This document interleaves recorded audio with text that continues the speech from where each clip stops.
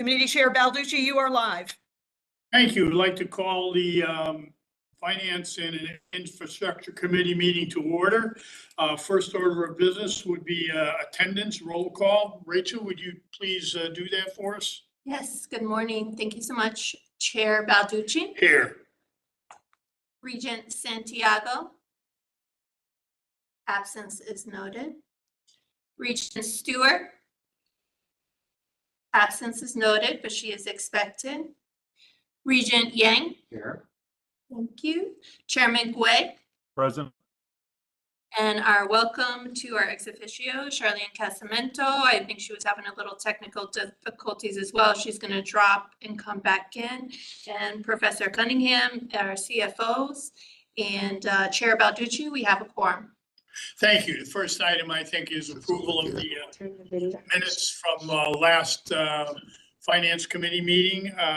I'd make a motion that we accept the minutes. Is there a second? Thank you, Ted. Ted, second. Discussion? No. All in favor, signify by saying aye. Aye. Opposed? Thank you. The minutes are adopted or approved. We have two items before us. We do not have any voting items that we have to do today, but we have two informational items. One is the student payment schedule, which you may be able to take a look at.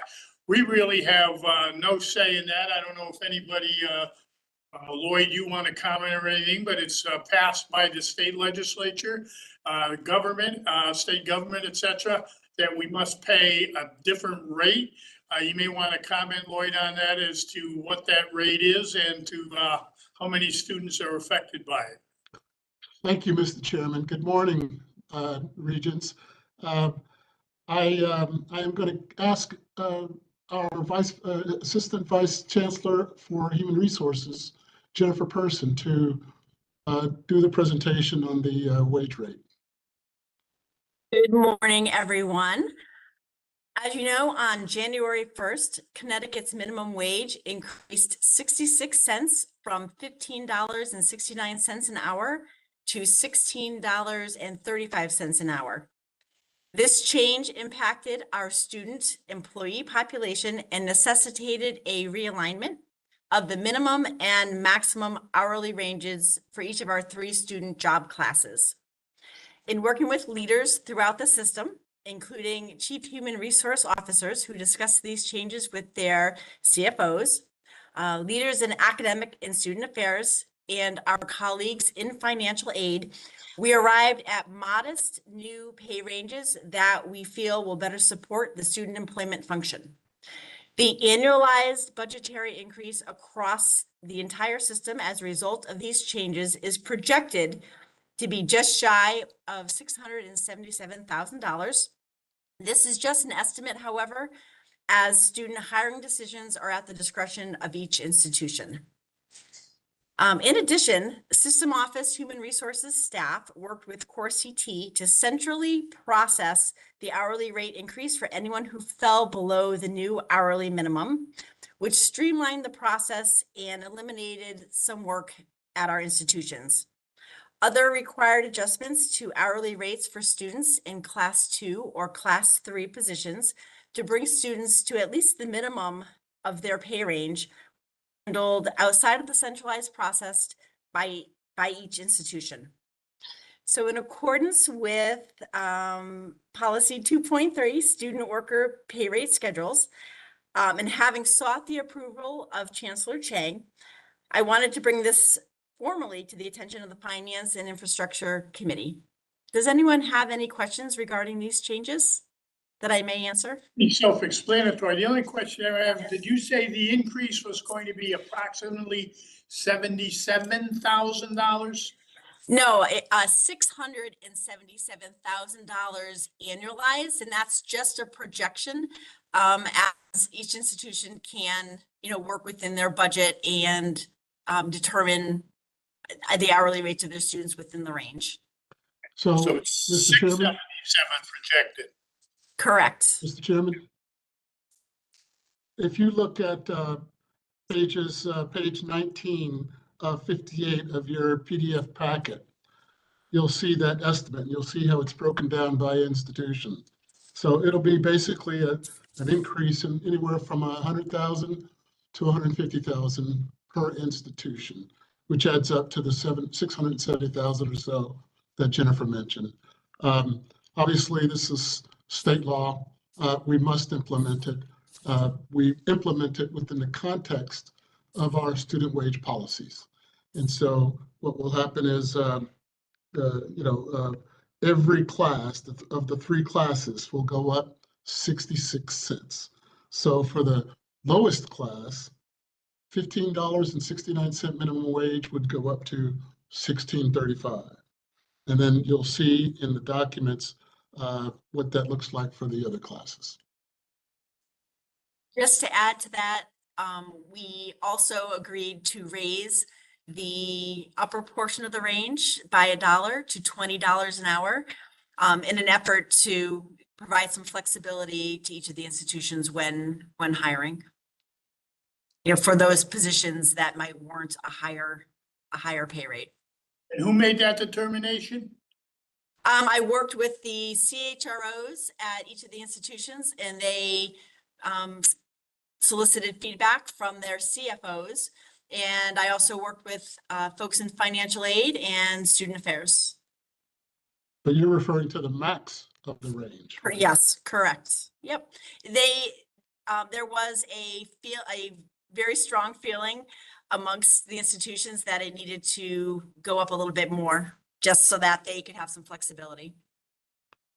How many are we talking about, though? Are we talking about 5? Are we talking about 50? How many are we talking about possibility of getting to the $20 range? Oh, a very small portion of our student workforce. I can get a breakdown of that for you if you'd like. Yeah, I'd like to know what's Sure. small. Right. Yep, absolutely. Thank you. Ted? Just the only question is that obviously the minimum wage rate raise was anticipated, and this has been factored into the various budgets of the constituent institutions. Mm-hmm. That's it. Yes. Yes, it has been. All we need to know. But if I'm correct, thanks, Ted. If I'm correct, the only thing we were required to do by law was to raise the minimum wage to $16.35, not to $20. Correct. Mr. Chairman, by raising the minimum, it either creates compression or we reset the wage structure above that new minimum. And we've chosen to raise the wage structure above that new minimum to be consistent with the structure's relationship to the old minimum. Okay. Okay. Thank you. Any other comments? Ed, you all set? Good, thank you. Thank you. Thank you for that. I appreciate your presentation. Thank you very much. You're very don't know welcome. what small is. Thank you. You're welcome. And I will get back to you with a breakdown on those who may be encroaching on the $20 maximum. Thank you for that, because we're looking at, we could be looking at quite a few people for that. Mhm. Nothing wrong with that, but I'd like to know what it is. Well, the total impact is about 230 students, 233 students. Where they fall in Class A, Class 2, Class 3, I think Jennifer can provide that. Right, I see that. Okay, thank you. No other questions? We'll move on to the second item we have before us, and it's the capital program review. I'm going to turn, over to Keith. Are you going to be point on that, or are you going to? Let me get started with this one, Mr. Chair, please. Thank you. Sure. This is a process that we've undertaken for a long time now as part of our master planning process. Regent Yang wanted us to incorporate this process and engage the board on it so that the board can be more involved in setting parameters and decisions around capital spending and capital planning. So this is the first time we've done this with the Board of Regents. So we are looking forward to your feedback on how we might present this capital review to the board each year. whether we present it in January. I had originally scheduled it for May to put it in more close proximity to the consideration for the new fiscal year. But we're doing it in January because there was an interest in seeing it earlier. So again, this is the first time we've done this. Your feedback is going to be important for us to do a better job going forward each year. So with that, I want to introduce my Vice President for Facilities, Real Estate, and Infrastructure, Keith Epstein. Keith? Thank you, Lloyd. So everything we do in the capital program is tied together. It's a very collaborative effort involving CT State, individual colleges, universities. There's nothing we do by chance. It's structured, studied, evaluated, and best options selected. So as Lloyd said, involving the board wants to have a higher level of involvement than in the past. I know Regent Balducci would have more knowledge of what we do by his longevity, and thanks for your great support over the years. But this is a great opportunity to educate the board on what we do, how we do it. I have about 30 pages. I'll go through it. If there's something that's in the weeds a little more than you need, just tell me and I'll skip over a couple slides. Go ahead, Rachel. So I'm sorry, so we're going to go through a couple of things. Again, telling you a little bit about campus data, how we establish programs, our funding, and establishing our priorities. As you're aware, I don't need to go over the multiple locations in the state for our institutions. Our assets, you may not be knowledgeable of, are over close to $2.7 billion. That's for our facilities and our equipment. So that's a large inventory across the state. For our universities, giving you a little insight, they range between 2.4 million square feet and 4.1 million square feet. The average age of the facilities at each campus range between approximately 17 years and 22 years old. That's an important item to pay attention to. As a rule of thumb, buildings have a 50-year life to it, and they serve their useful life. At the midterm, 25 years, they usually need major modifications. Their infrastructure is old. The original planning has changed. Some restructuring has to happen, and an investment is needed. So again, when we look at especially a Western at 22 years old, that's just the mean. So approximately half the buildings at that campus are 25 years or older. So they cost money and they're inefficient. So it's again, rule of thumb, it's important to pay attention to that. For the colleges, we range between 121,000 square feet to 680,000 square feet. And as you can see, our smallest campus has an average age of 40 years, and our largest campus has an age of 35 years old. So it's important to note where we are in time. Again, as a rule of thumb, we know improvements are needed. We do request projects and have in the past and do have some funds allocated for those campuses. And again, for CT State and Charter Oak State College, they relocated a couple of years ago to 185 Main Street in Britain. They're fairly new. And of note, 61 Woodland Street for the system office is planned to close within the next few years. DAS administers this building, maintains it. So just to note, we'll be needing to find a new location in the near future. The definition of a capital program. So our goal is to provide long-term projects, long-term spending practices for the colleges and universities to support the higher education mission. And our use of funding needs to comply with, we call it a 20-year life or equivalent. So 20 years being mechanical equipment may have a 20-year life to it. If something breaks in it within the first 20 years, we're not going to spend capital funds on it. It's going to be an operating expense. After 20 years, if it failed, it's a capital expenditure. We'll replace the whole piece of equipment. Equivalent is important, especially on technology, because bond funds include new replacement equipment. So a computer isn't going to see 20 years of life. It may see 6 or 7. So that's the equivalent. After a 6 or 7 year life, we'll replace that piece of equipment funded through bond.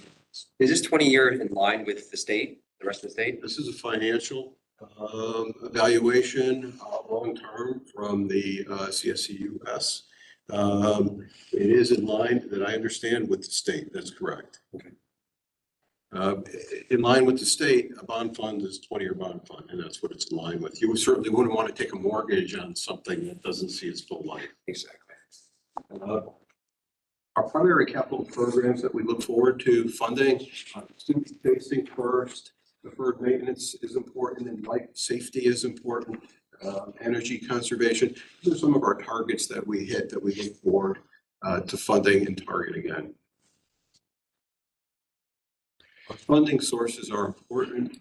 Our primary funding source is from general obligation bond funds. You're familiar with this from our biennium request.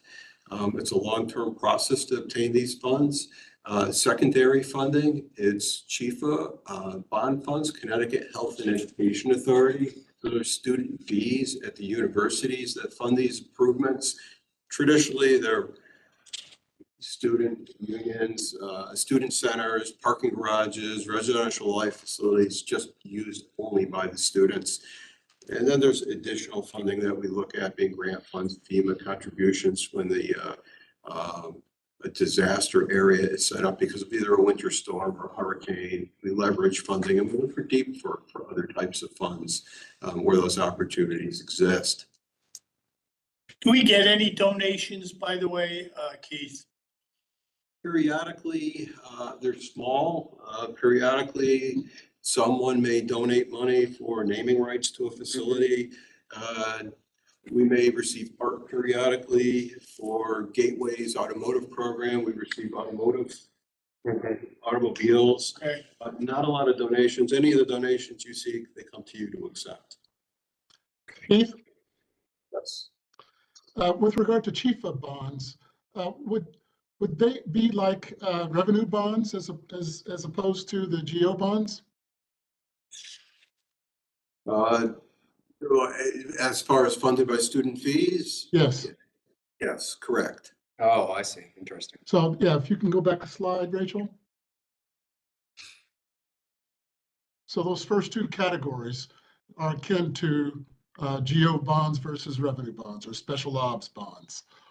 Okay, and usually the second item has a pledged source for payment. And usually those pledged sources are a number of range of student fees, residential fees, etc. Got it. And then everything else is quite small, but I'll give it back to Keith.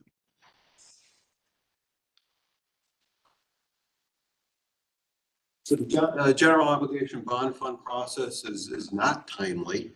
It requires, like all our other programs, a coordinated effort with our campuses to understand the projects and a prioritization. It requires a draft that now goes to the board. An approval by the board as always occurs. It's the approval submitted to OPM. All of the items are presented to the governor. Some of them or all of them may be included in the governor's biennium budget. That budget, of course, is a legislative item. All of those items or some of those items may get approved by legislation and passed into law. That whole process is about an 18-month process. And all that does is authorize the funds for us. It doesn't release the funds to us. That's another step. So it takes approximately 18 months just to have it available to us. Now, to be clear, what categories of spends, or maybe you're going to cover this, go into these bond funds? I'll cover it. Good. So when we ask for bond commission approval of the funds to allocate the authorized funds, we either ask for programs from directly to OPM or our projects to Department of Administrative Services. Department of Administrative Services has a division, construction services, that administers projects by law over $3 million. So they present those projects to OPM for us. for inclusion into the bond commission. The time frame from the request to the approval of bond funds, it's unknown. And the next slide shows are pretty hard to see. You can see it in your attachment. It's our authorized but unallocated bond funds. So the top third of this list are projects. All but two of those projects are authorized funds for design fees. We don't have construction funds authorized for those. Two of those projects do have construction funds. One's for Norwalk, one's for Gateway. They have been requests for the bond commission for some time. All those projects have at some time been part of the bond commission request. We can talk about those more in a minute.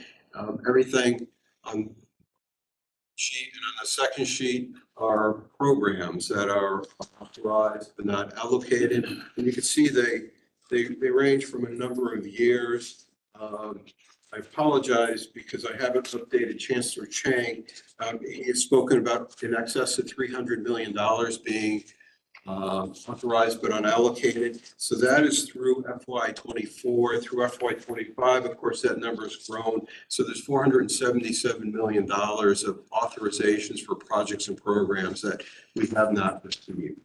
Oh, you know, on there, Keith, many of those on there, and I just have a difficulty with code compliance. I would think that would be at the top of the list to make sure that gets done for not only safety reasons, but a whole host of other reasons. And it just looks like they're just sitting there in the years that have been brought up, 19, 21, 22. Those all come through the governor's budget, which is this year, by the way, for bonding. And the legislature this year, 25, will be when they'll do it. And it has to be done by July 1. I don't have to tell you that. So we're going to be waiting to see what that is. What have we submitted for this year for an allocation from in bonds? Sure. So there's a lot of funding out there, and under the guidance, past and present of OPM, don't ask for everything at once. We're not going to receive everything at once. We can't spend all the money at once. So we do stage the request. So we usually have about $20 million for the colleges and $20 million for the universities being requested to be released for bond funds under the oldest years. So those have been pending for over a year now, those requests. And in the past, the governor's had 10 bond commission meetings a year. This coming year, it was projected to be 4. That's what OPM is asked for our submissions to occur for. He may have other ones unplanned, but so the meetings are less. I assume the dollars are less to be given out. The competition is probably more to get those funds. We just continue to ask for our funds. And small, to quote another issue we discussed today, small amounts rather than gobs of it, so to speak. Correct. Yeah, something that we could actually spend. We have limited capability. We don't have unlimited resources to produce projects, and it takes time to hire consultants when we need them. So if we receive $20 million, as we start to spend that down, we'll ask for more money. We'll request more. Yeah, so Keith, the format of this is difficult for me to understand, so I would imagine it's difficult for a lot of people to understand. And I'm trying to understand the picture, all right? Because I think you alluded to this earlier, you said this earlier, about, the chancellor's comments about how much money is available to us versus not. And I know that we're not in sync with OPM, or at least I hear different numbers, right? So I'm trying to understand this, especially when some of these things are biennium funded FY14. Now, maybe you don't need to answer me on the fly, but maybe there's another format to showing this that makes it more clear as to which of these are monies that we expect to be getting, which are these are monies that frankly are let's say stuck in one way, shape, or form.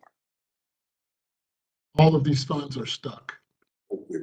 All of these funds are stuck. We could certainly show you the funds we're requesting, but the approval should have happened years ago on many of these funds. Okay. So by not approving these funds, it affects our students. It affects our facilities. Dollars that we spent in the past to improve our facilities become wasted in some point at some level because Design work without build, stuff like that. So we have the allocations, we've been approved, but of course, the governor calls his bond commission meeting or cancels them, whichever happens to take place. And if it happens that we have a bond commission meeting and we are fortunate enough to be on the list for action, we receive the dollars. If the bond commission meeting meets and we are not on a list at that particular meeting, we get zero. Right. And if we're not on the agenda, cook the macaroni, it's all done, we get nothing anyway, right? That's correct, yes. Thank you. And Regina, you asked about the program. So this list shows the program, co-compliance infrastructure improvements. That's our deferred maintenance program, new and replacement equipment. That's anything that's not fixed. Right.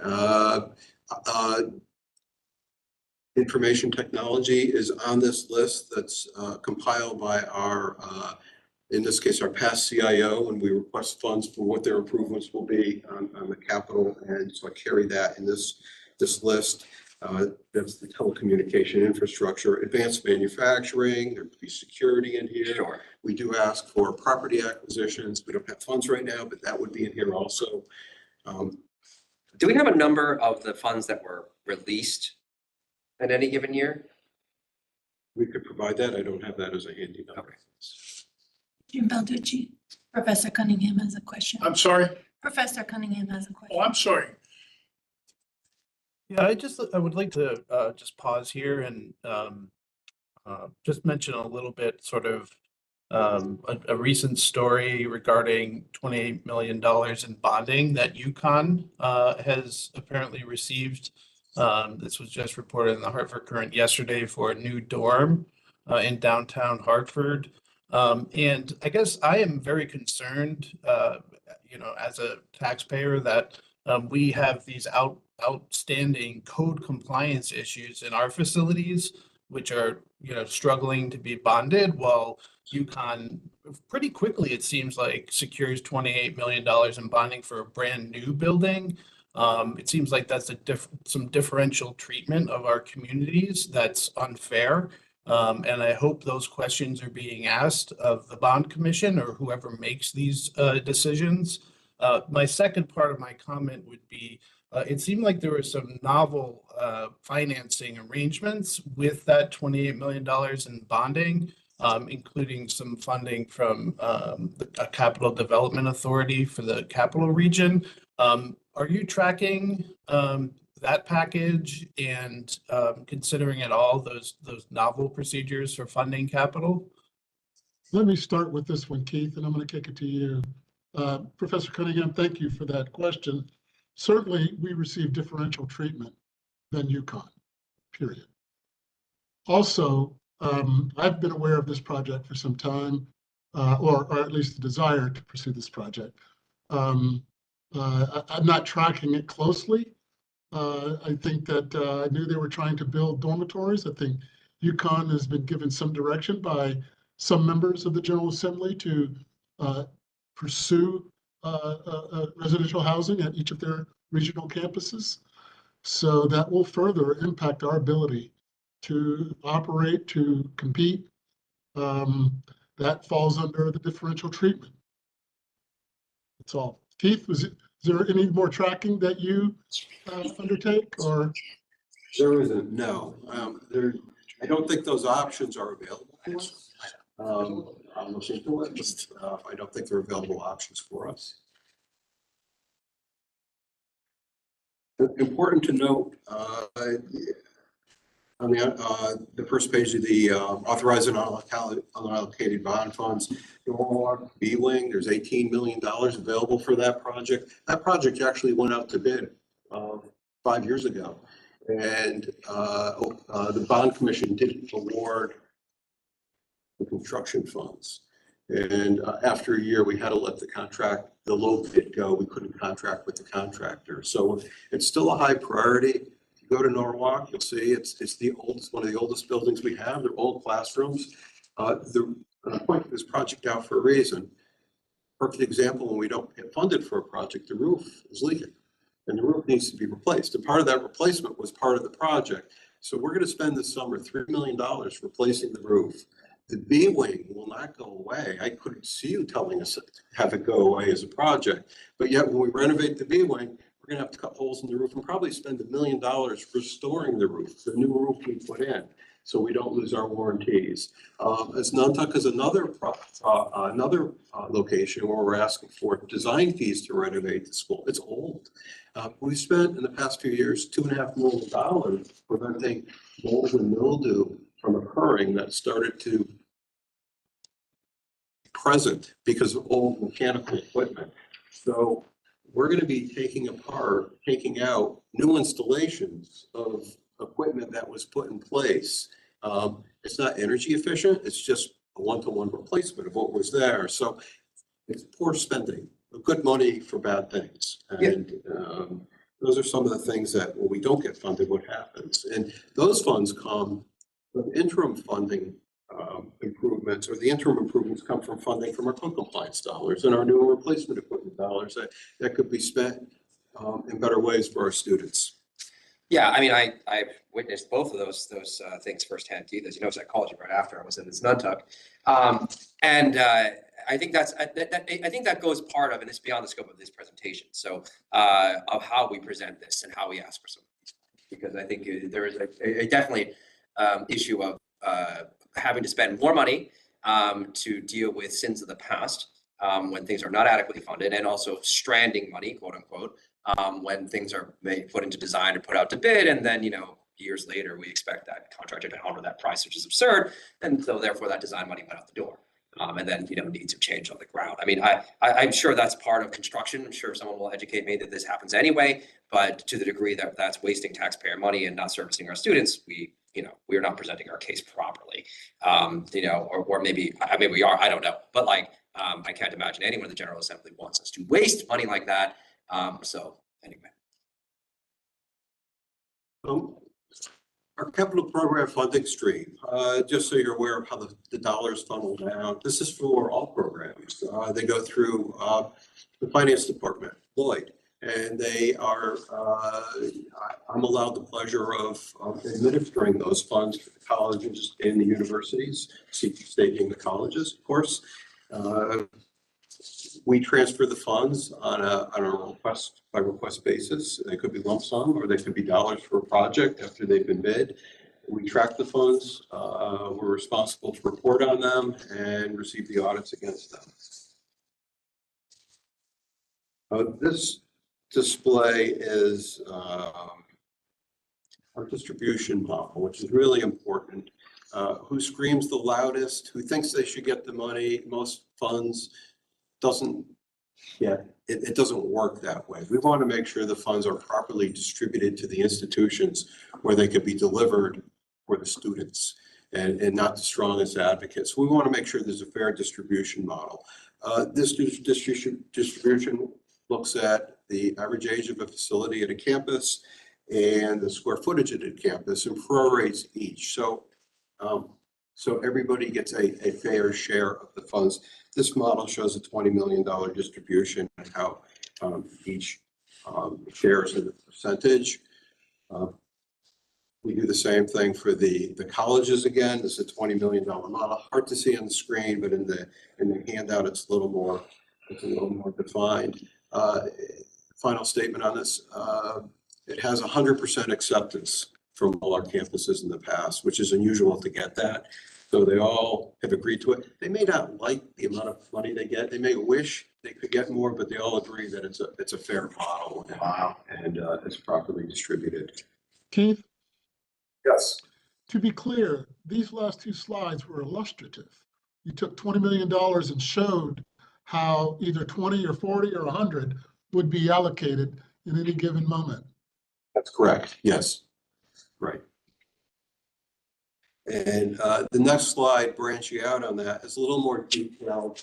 It's hard to see on the screen. Again, you can see it a little clearer, but it's more for display purposes. So based on a $20 million model, before we distribute the funds or put it in the formula to distribute them, we look at the cost of maintaining facilities. Parking garages don't cost as much as regular buildings to maintain. So We credit 40 cents a square foot for a campus on their parking garages. We provide that to them. We are required by law to be sustainable energy conservation. So we allocate 10 cents a square foot for energy conservation. We'll talk about it in a minute, master plans, which are very important to us. We fund that program out of this co-compliance funding. So we do take funds to pay for those studies. And then we basically distribute the funds. So in this case, off a $20 million model, 17.5 is distributed out to the campuses, proportioned out to them. Good. Question. The people who do the facilities support, or even custodial or whatever, do they come out of this funding? They do not. They do So not, this is just capital. operational. That's operational, that's correct. If it's operational, we usually don't get it. We may advise the campus, we may help. But I would imagine there's like a line on, whatever, air filters or whatever, whether that's considered operational expenses or capital, right? That's correct. So that's something, that's a line that you said. That's correct, yes. Yeah. And again, for the next slide, for the colleges, we do the exact same thing. The column to the left of the yellow column is the only one. It was not applicable for the universities. For the colleges, we take 10% of the total funding off the top. We use that as a contingency fund. So if a project comes, since the system office staff maintain these projects of capital improvements, and the colleges don't have the resources that the university would have, we use these funds, again, contingency funds. If a project comes in over budget, we have little funding to supplement it so the project doesn't die. If we do a study for CT State, we have a funding source. Or one of our campuses flooded out last year. So we had funds to about $250,000 to take care of the environmental issues and restore them without having to go into their distribution of funds, which would have been a major portion of what they had. And so we work in their best interest. So it looks, code compliance is a major things we're talking about. And we're cutting all of that. It looks like, just pick on the first one as Nuntuck. It goes from 1.3 million to 1.1. So we're cutting out all that code compliance requests. So not requests, and those funds remain available to them. It's not as if we're taking funds away. The energy conservation, we do projects at Nuntuck for energy conservation. They may not see it under that funding, but it will occur at some point of time. Their master plans, we do master plan studies. So they need to pay their share, we need to fund it. The biggest take is the 10%. And we have spent portions of those funds where I said, we spent $2.4 million to take care of environmental issues at that campus. This is some of the funding that we've been able to allocate to them where they wouldn't normally have those. So the 10% is what? 10% contingency funds to spend where needed the most. Okay. It's basically discretionary. Okay, got it. Okay, thank you. This slide shows available fund balance. So OPM had indicated that we have $90 million available, and that I understand why do we need more funds. So I broke it down to try to show where those funds are. So to the left, I'm displaying our major programs, and to the right, the last two columns, the total dollars available.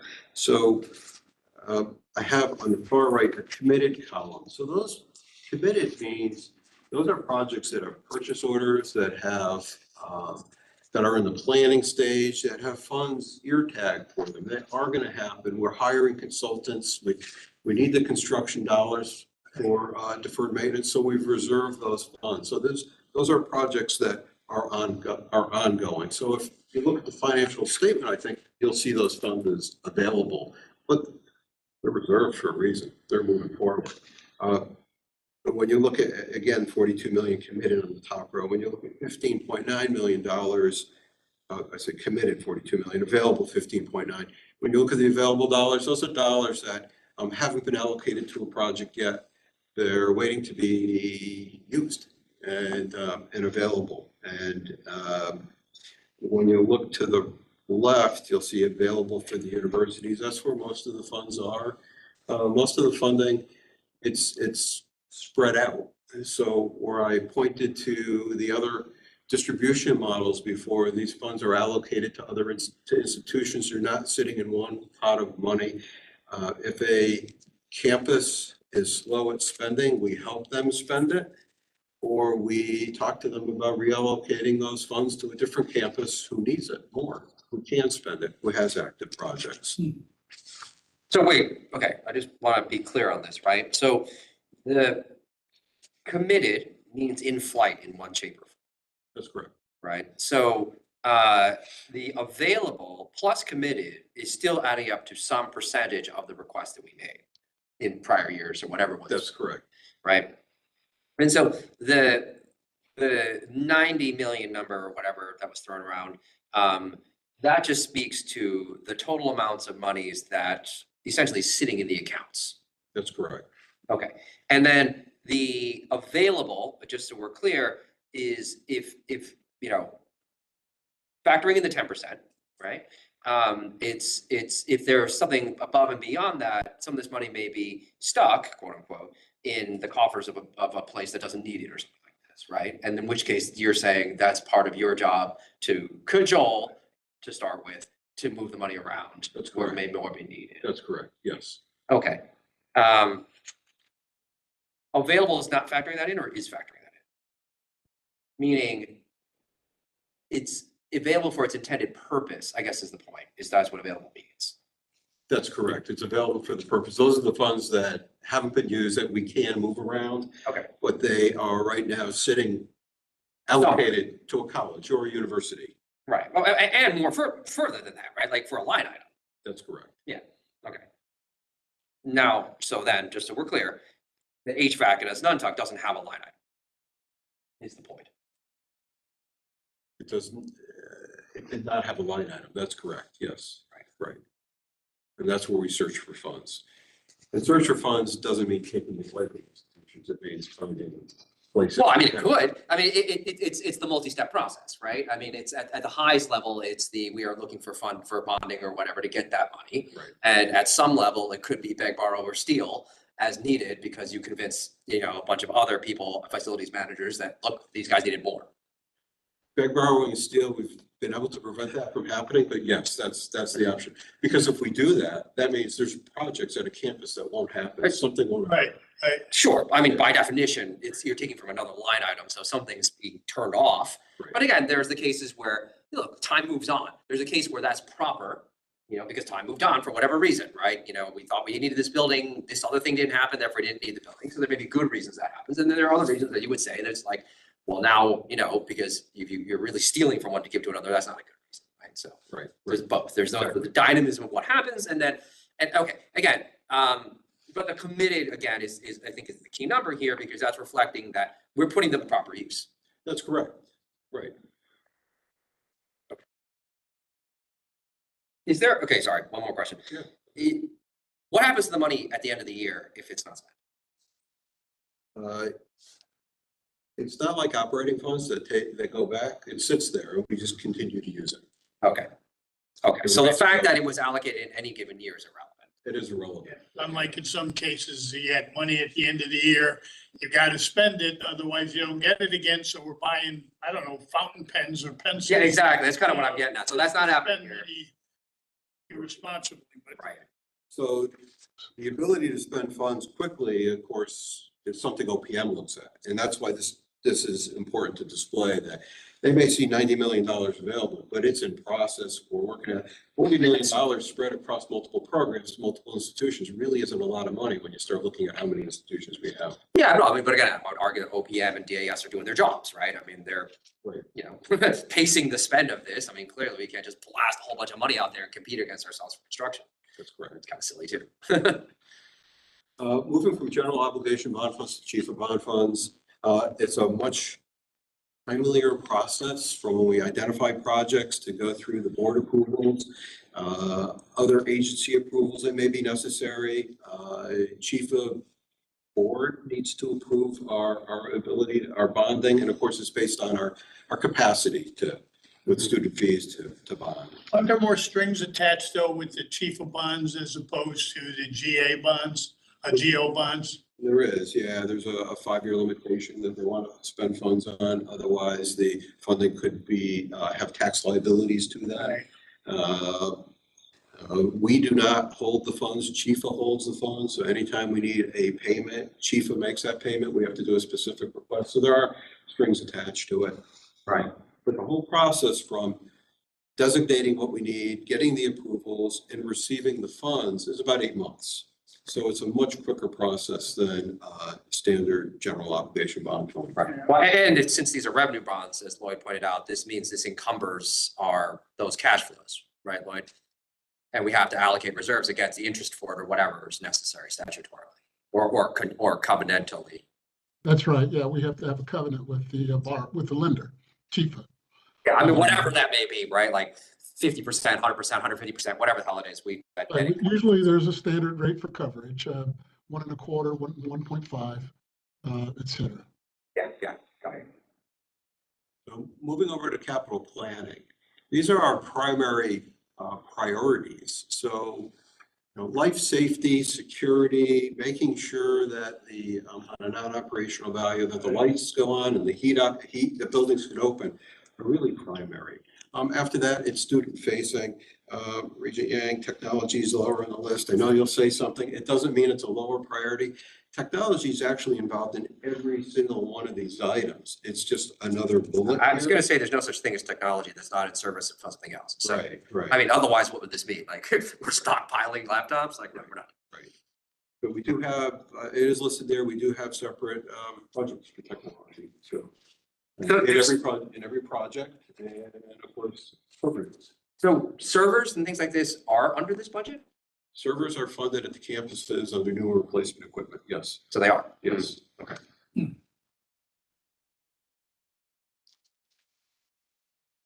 I mentioned before, the administration is, of the capital program, $3 million is a threshold. We administer with Commissioner of Administrative Services approval projects less than $3 million in legislation. They administer projects over $3 million. That's an important note because we give up timing. There's a lot of red tape when they administer. We have to use their bidding process more. That's correct. And that's not at her discretion, right? That's the line is the line. That's correct. Right. Yeah. Important for the capital planning effort is master planning. And this really, we rely on identifying our major projects. It's long-term identification. We do a master plan update. We try to do one every 8 to 10 years at a campus. These studies are, we involve a consultant to help us who's familiar with this process. These studies are for the campus and by the campus. So when I say that, I'm usually the only system office member sitting on that board, and I'm not a voting member. So there's usually 10 to 20 campus representatives, deans, students sitting on the master plan committee. We base the master plan off of the strategic plan. We look heavily at Sorry, who's strategic plan? the campus, the college or the university's individual strategic plan. Okay. And CT State. Okay. If they have a strategic plan, we would rely on that, the most recent. We look heavily at the student headcount or FTE projections for the next 10 years. We want to know per program, per area study, where they think they're going to grow, because we're looking at every single room, how they're used, frequency of the units. Are there special needs in the classrooms? Do they need to be upgraded? These are all important. And, in the end of the day, we come up with long-term plans on how best to service the campus. Everybody always says, oh, you have pretty drawings. Well, those pretty drawings usually mean it's a reallocation of space. They're showing how to improve them, and also sequencing how to do it, because sometimes to get from point A to point B more cleanly, we got to figure out how to accommodate that in the best method possible. In the end of the day, we come up with a plan with cost estimates, Those are the cost estimates that you see when you submit the biennium budget. Our consultants have been involved, they have a cost estimator that's been involved, and we do check those costs against the prices, the costing that we've seen on our recent projects. Our goal is to have, especially at the universities where there are more facilities, we'll call it options 1, 2, and 3. And each option 1 may have 4 or 5 projects listed in it. So we know the presidents come and go. We know we don't want to list for a new president. This is your project and it can't change. They all have their priorities. We want to make sure we're responsive also to the board's needs, that there are a grouping of priority projects that could be chosen from. And, but at least we're identifying what the key needs are and giving a recommendation. Brandon has his hand up, Rich. Brendan, you have a comment?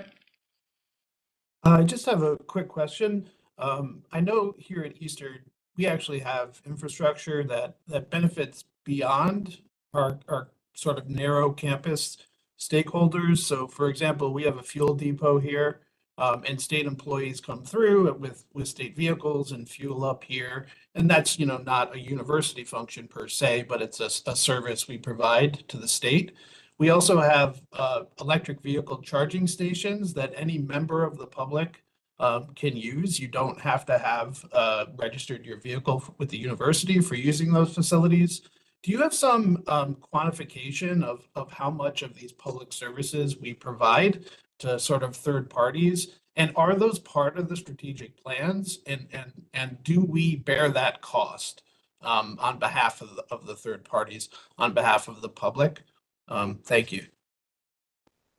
An excellent question. So it would be part of a master plan if the campus indicated it was a necessity, it was a need. If it's not identified by the campus, then we wouldn't see it. So the fuel depot, I'm aware of, that wasn't identified in the master plan. I know it's an expense to the campus, and I know a couple of campuses are looking at, do they want to continue that because it's a service to the state at the university expense, your sole expense, and what's the value? So I know a couple of universities, Eastern and Central, are looking at the feasibility of eliminating it. So I think to answer your question, that yes, if a campus identifies its need, it's in the master plan. If it's not, it would be missed, or it would be picked up, in this case, on the deferred maintenance program on an annual basis. And just a and I don't mean to belabor this, but do you say there are public charging stations at Eastern so that I could drive in, charge my car at Eastern? For free? That's correct, and I believe there are some at the community college campuses as well. They show up in apps, so people with Teslas and that sort of thing can drive on campus and charge their vehicles. No. So that's in some sense we are providing support for greater goals of the state of Connecticut in terms of energy efficiency and environmental considerations and that sort of thing. And sometimes the public services we offer like this are lost in the mix. Yeah, Brendan, who pays for the charging? I could drive my car in and Eastern picks up the tab for me to charge my vehicle? there's got to be a charge at the pump. Oh, okay. So there are some charging stations that are free at our campuses. Yeah. And they're provided by grant funds. And part of the grant fund would have stipulated 3 or 5 years needed to be for free. Okay, and that's reasonable. So we're also installing about 140 charging stations. DEEP has matched our funding, about $1.5 million worth of charging stations across our system. Those will be charged. There'll be a credit card and a company that monitors the expenses and reimburses our campuses for the electricity used. Okay. And we can't make a profit on it for the first 5 years. After 5 years, we can charge whatever we want. And so what happens if something occurs? John Q. Public drives in, charges, and I don't know, something goes wrong, the car burns up for whatever reason. Who's responsible for that? Eastern or Southern or Western? I mean, I would think that's a concern. At least it's a concern for me. Somebody, and I'm not looking at you, Keith, like you've got the answer, but that doesn't make sense. you're coming into it's a public but a private institution. You're charging your vehicle and you say that they're paying for the charge, except for those that are under, not scholarship, but, right? But now something happens to the vehicle on that property. Who's responsible for that? And I don't expect you to answer. No, you don't answer it. But I think, no, but somebody ought to take a look at that. Mr. Chairman, I think you're right. I think this is a real concern. This is a surprise to me, frankly, one that I will look into and follow up with you to answer that question. Yeah. I would start with the contracts for those various things, which usually, Probably some liability indemnification. but, the state is also self-funded for. I know, but So. okay, but if something happens, I just like to know What are we on the hook for here? what, yes, thank you. Keith. But I also have to go to the claims commission first. before- Right, of course. Okay, So back to the major capital planning on the, again, strategic plans. Do you have a listing of how up to date each of these for each of the campuses are? The master plans, so I can post them if you'd like to see them and open the record. And I could, I'll do it on they're large, so they're not emailable, but I'll do it on a team site and invite everybody to the team site so you can see. Yeah, all of them. I mean, I guess my concern is, there are a couple of concerns here, but one is what strategic plan have each of these major capital plans been built against, right? And if that's out of date, and I would imagine almost everyone is out of date, since many of these institutions are only for the first time doing a 5-year plan at the newest request of the board, right? So barring some CSUs that I know I've done in the past, right? So some of these may be really out of date, right? Which I think goes into some of the criticism that I've heard about, hey, we need this building brought up to speed. Well, are you going to fill it or not? Right? And it's kind of like let's get both things in sync. It's like, I know I'm going to fill this because I know we're going to have these programs as part of my strategic plan. Therefore, my capital plan requires this building to be in good shape, right? That handshake needs to be super tight for us to be able to say to OPM and anybody else, this must happen. Sure. So the master plans, most of them were completed before COVID. We did recognize at the time there were, some of them date back 10 years are ready to be done over again. We did recognize a few years back that there was a decrease in enrollment coming. We didn't foresee COVID, and we didn't foresee the actual impact of the decreased enrollment. So we did recognize that. Most of the requests are renovations, School of Education, School of Business, so those aren't going to go away. And I think when you start to dig into it, you may say, well, we're not asking for new buildings. Well, I think we're only asking for 2 new buildings in our 10-year projection. So it's not much. And that's a reason for logistics and the lack of ability to construct or to renovate a building at a specific. Understood. I think we just present that information just so we're transparent about this. The other thing is about the balancing across these organizations. So you mentioned that you sit without a vote against these, which I'm not sure is the right answer. Maybe it's been the answer in the past, but as a system, certainly, how about with CT State, it's one school. So load balancing across should happen at some point, right? That's correct. When's that happening? Who's going to do it? So we make recommendations and provide it to President Maduka. He's president of the institution, and at the end of the day, it's up to him and up to Chancellor Chang to make the final decision. Well, I want to posit that this is something the board should be approving, right? The board does approve it. I didn't mean to leave the board out. Yeah. So, but the load balancing, as you're saying, is being done at the presidents of the institution level, the chancellor's level. Already. That's correct. Yes. Okay. So it's always occurred at those levels.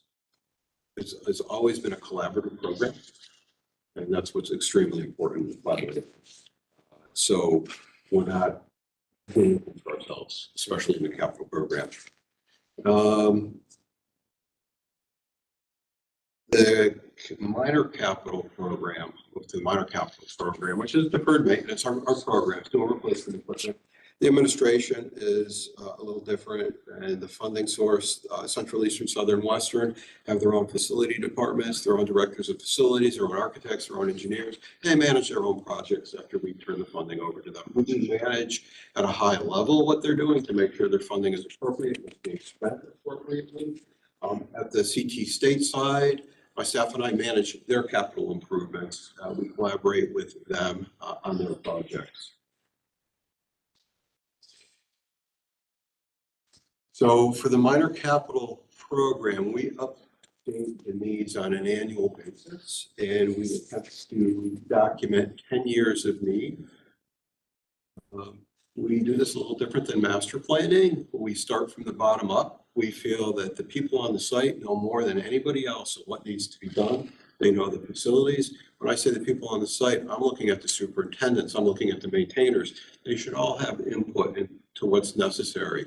And we can pick through what we think is not needed and what isn't needed. And, at the end of the day, this is for display purposes only. I know you can't read it. But we know at the beginning of the year, we could identify 60% of the needs. 40%, I don't know. We're going to wake up one morning and find out something happened and we need to take care of it. Yeah. So and we plan accordingly. So this is Eastern, where we estimated that they would receive $4 million on an annual basis. We collaborate with them to develop their projected needs, as many as they could think of. And then we tier them out for the next 10 years. And as you can see, we've established a program. Depending on their funding resources, we figure, do they need a base project, or could they take care of some of these projects in one funding year? And we put a plan together and we help guide them on what their needs are, when they should spend it. If they've misprioritized, they'll see how far out some of these projects are in years, and they'll pull it back. Also important, if you look at the final column where there's a grouping down on the lower right of dollars, it means there's a backlog. So when we can't get through 10 years of projections, we know there's a problem. And of course, as we get further out each year, as we move through each year, we'll define more projects. But we see there isn't enough capacity with Eastern to take care of their projected deferred maintenance needs. So that puts up a red flag. They either need more funding, or usually what we find, we're missing a project. There's a building that's costing us a lot of money that we need to ask for special bond funds on. We need to focus on something that's starting to occupy much of the funding. We treat each of the campuses the same and develop, we're doing that right now this year. And in about 6 weeks, we'll have the next fiscal year program established. So on a higher level, going back to our total programs, this display is a 10-year projection we keep for all of the campuses and all of the projects, minor capital and our major projects. So for deferred maintenance and replacement equipment, we know our funding practices, and we project out at 2.5% a year the type of dollars we'll need. Our programs will occupy about $100 million a year this year. That's what we project the need to be. Moving down to the colleges, we take a look at their need, and this is projects, and this is where we are collaborating with CT State in this case to understand what the needs are, where we need design funds, where we need construction funds. And we could talk about this in another meeting, what the priorities are for major projects. I think that's one of the things you wanted to be involved with, and how we place them and prioritize them. And on the university level, we do the same thing. We look at all our projects. We look to make this list. You need to be listed as a master plan project. So it's not arbitrary. It's not because a new president arrived. New president arrived. They have the ability to look at their high priorities and pick from those, but it takes a long time to get funding, and we try not to change things frequently. There's a specific need for some of these projects, and we try to stay focused on that need. It kind of wraps up our. Yeah, I see, yes, and I see the questions, but Ted and I, Hammering them all the way. Brendan too. I think we're pretty well set. I don't know if anybody else has any questions My only question is, how big is your team? My team, we have 9 people at the system. And that office. includes a bunch of people that are CT State dedicated? So 4 of them are CT State dedicated, one's a finance person, one's an administrator. And I do have 2 people that oversee projects at the colleges. Usually the major capital projects, there are a person on the site to make sure the funds are spent appropriately. And they also work with the campuses on their minor capital programs. Just so you know, he's been around a long time. Oh, yeah, you guys go way back. We go, yeah, back before they had cars. Charlene has her hand. But anybody, I'm sorry, who has a question? Charlene. Oh, Charlene, I'm sorry. Oh. I saw you there quietly paying attention to what's going on. Please. No worries, no worries. Nobody ever says I'm quiet very often, so I guess I'll take that as a compliment. So I guess as you think about the future and the capital planning efforts, 2 questions. CSU commissioned 2 studies over the past 12 months. One of the studies done by Demographic and Analytics Advisors, which was a utilization study. And then Scott Blackwell, a space utilization study. And those studies appear to be aimed at gathering information that would be useful in putting together future strategic plans related to the campuses. So my first question is, to what extent are you using the data or the output that was received as related to CSU's commissioned reports? So so we commissioned G3 Architects, who's our master planner.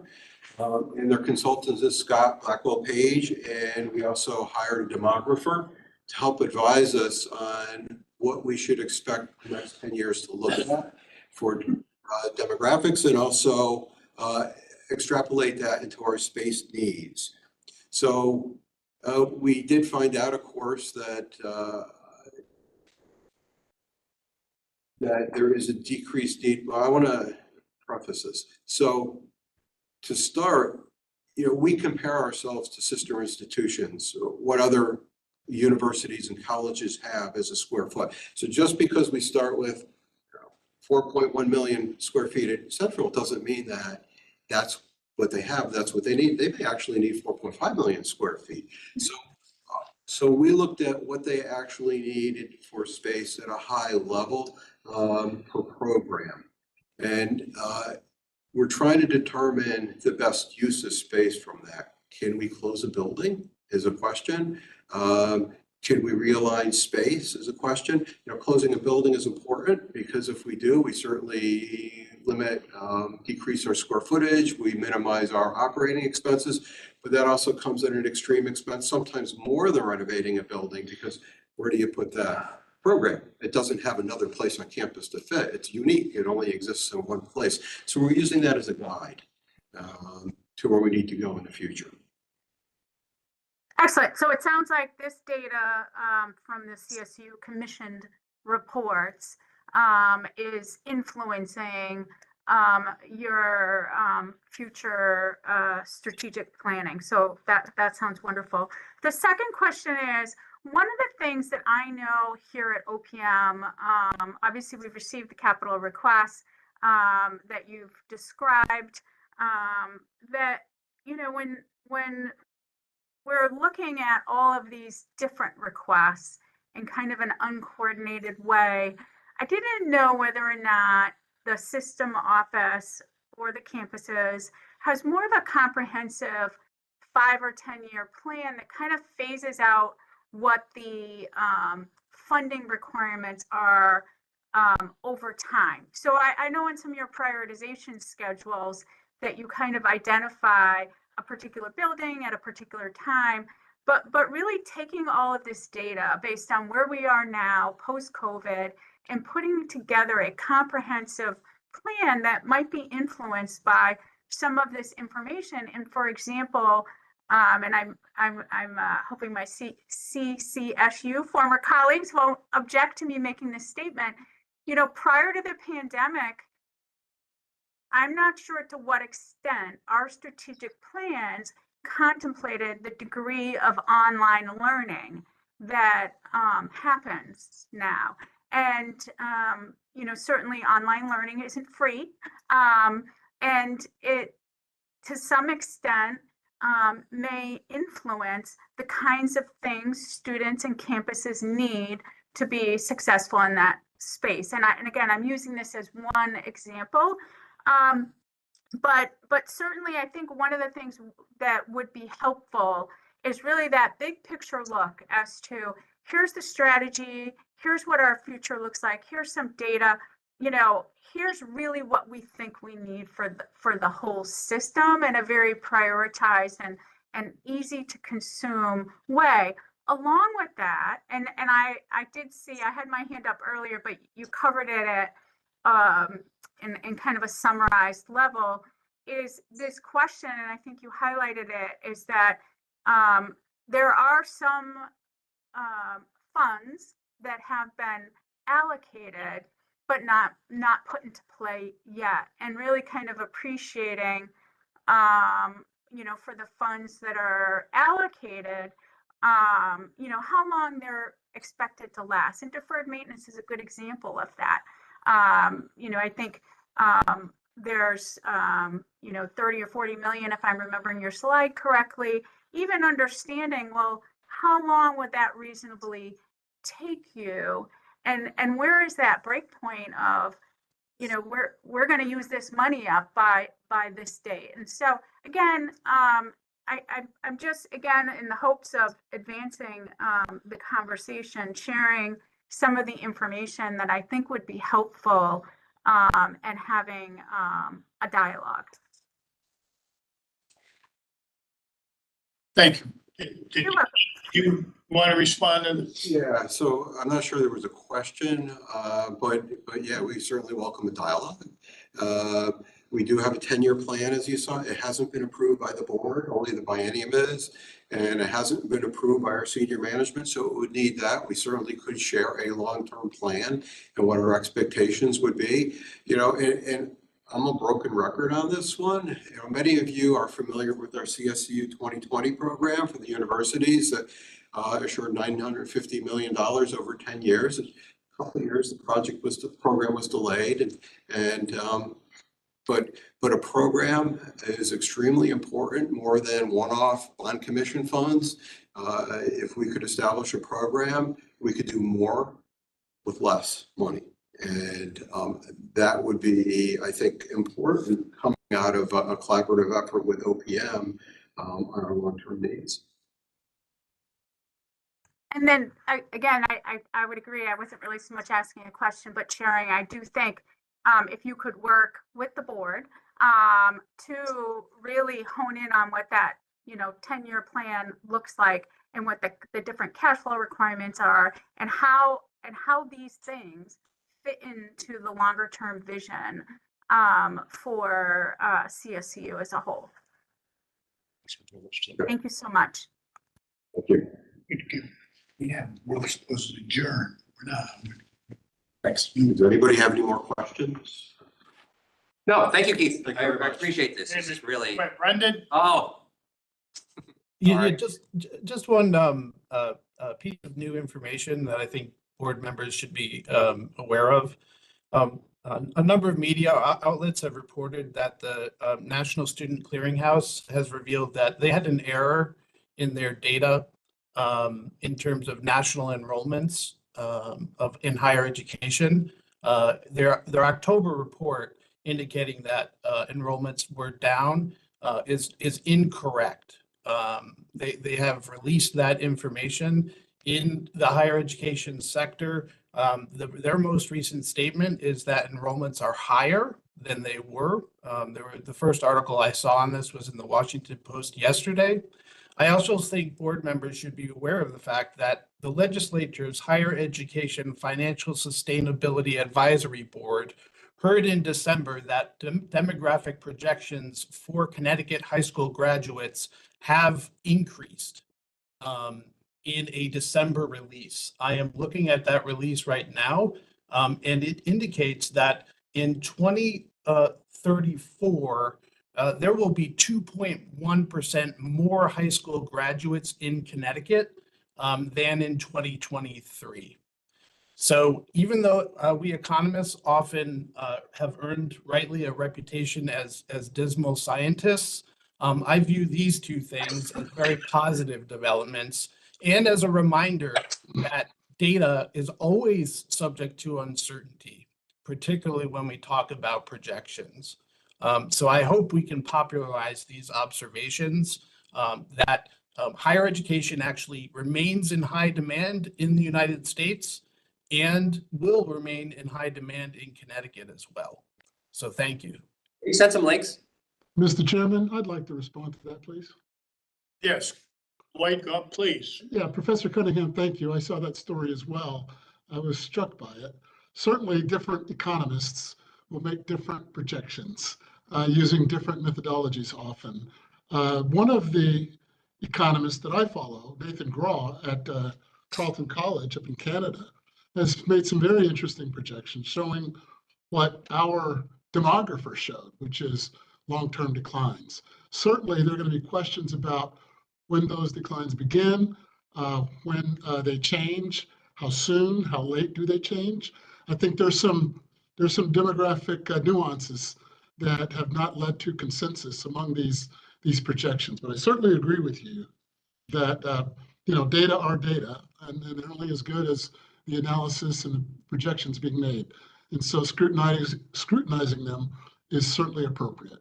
But you're going to find projections from a number of economists, not too many, because this has been an old story. I think people are updating that story constantly.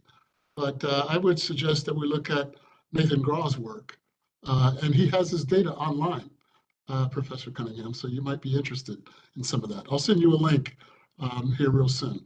And I think Regent Yang was also seeking some links to these data and reports. So we can do that too. Thank you. No other comment? Oh, if I may jump in just, so when I saw that report that Brian was mentioning, I reached out to NCHEMS to inquire whether or not the errors in the clearinghouse had any impact on anything that he reported as part of the NCHEMS report. And he advised that he did not use any of the data. So essentially the error, well, unfortunate, didn't actually have an impact on the report that they produced. So sharing in case that is helpful. Thank you. Okay, Jen Person has an update about the, I'm sorry. Jen Person has an update as well to share with you about the student worker rates of pay at $20 an hour. Oh, So if I can just quickly jump This- in. good, please. I want to hear what little is. Or Yes, small. so I was able to grab some current data out of Core CT.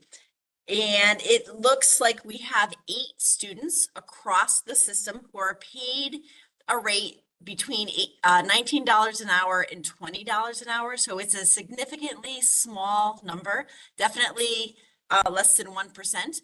And a majority of our students, just over 90%, are paid in the $16.35 an hour to $17 an hour range.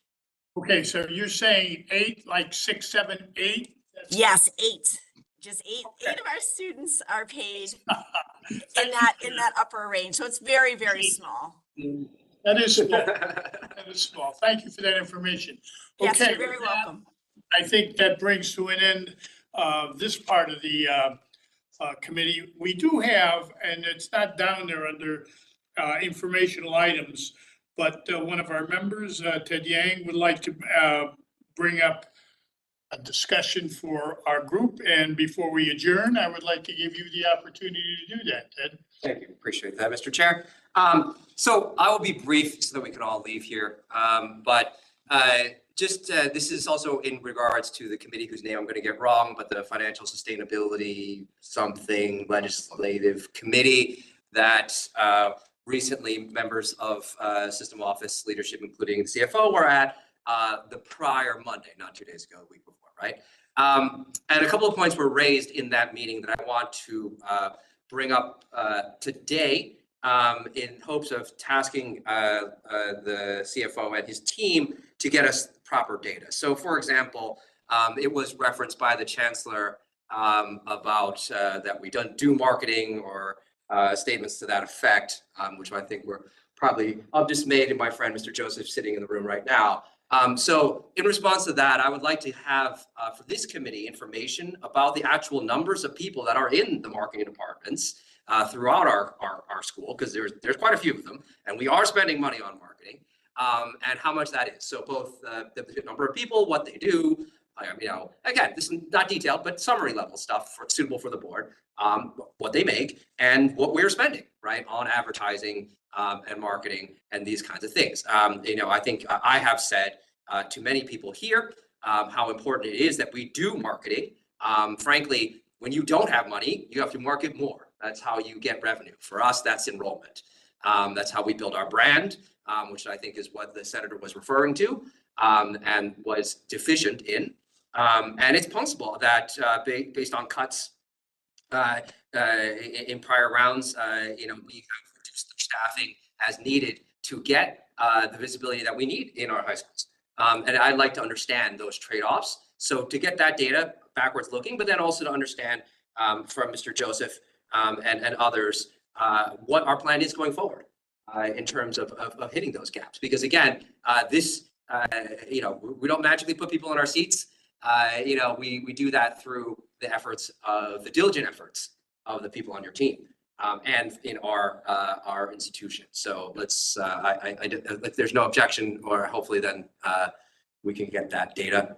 Sure. I just want to make sure that we're distinguishing between marketing and the different function, which is recruitment and enrollment functions at the university. Correct. Yes, I'm looking at marketing, because I think that was the question that was asked.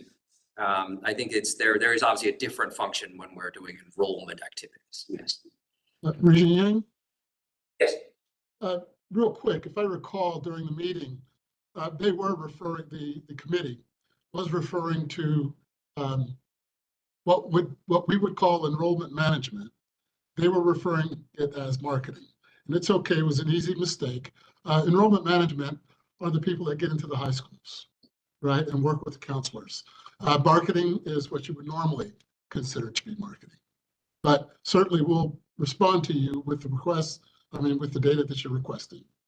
Yeah, look, if there is some fuzziness, then let's provide more rather than less, right? Because I think our entire job here, and then Charlene, I saw you extend that to 7 to 10 years. I'll take that as a friendly. If you can, the more history we have, the better. Certainly extending pre-COVID, I think, is key, right? And then if there is some mix in terms of what is enrollment management versus marketing, I'm not clear on where that is, so I can't expect the senator to be clear on that either. Let's make it clear for all of us.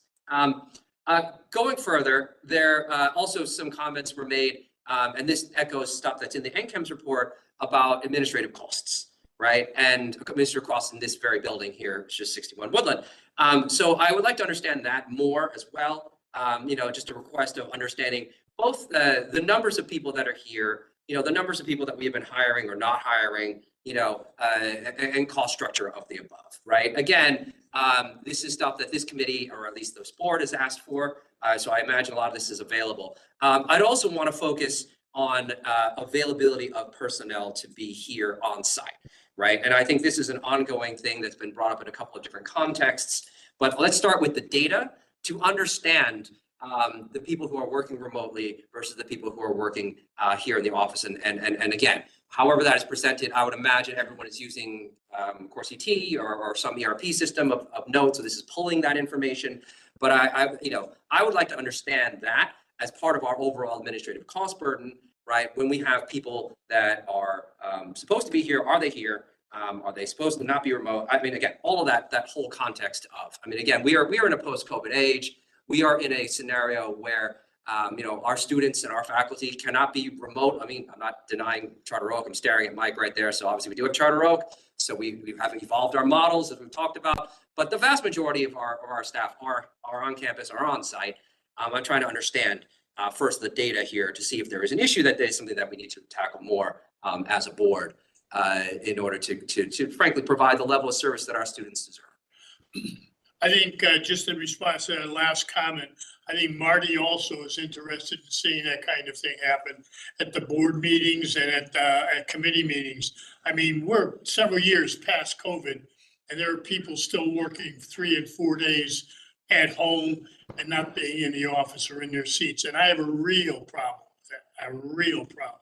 You don't want to do it, then leave, but or let somebody else do it.